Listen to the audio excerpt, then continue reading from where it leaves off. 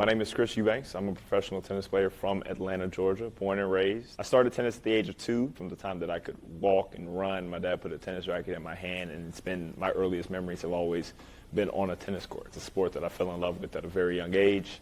And like a lot of tennis players, just progressed up the junior ranks. Went from there to playing the normal junior tournaments to hopefully one day get the opportunity to play college. Did have that opportunity, played for 3 years at Georgia Tech, and then after my junior year I decided to turn pro, and I've been playing pro tennis ever since. So that's about 5 years now. I had an older cousin who actually was my tennis coach from about the age of 10 to 14, who was also a financial advisor. And when we were off the tennis court, a lot of our conversations revolved around financial literacy. We would just sit there and we would talk, and we would instill in me the importance of saving, the importance of preparing for a rainy day, the importance of credit.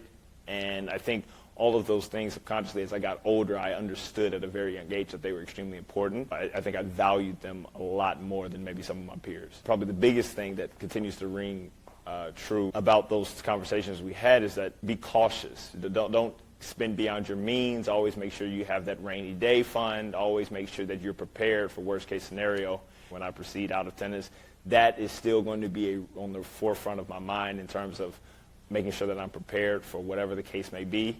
So I think that those are probably some of the biggest things that I've learned, just being cautious, not taking any unnecessary risk. You want to mitigate as much risk as you can. Because of him, I've become very, in some ways, risk averse. I don't really want to play around. I want to know what's coming in and have steady sources for saving, steady income, and then whatever I make on top of that is just icing on the cake.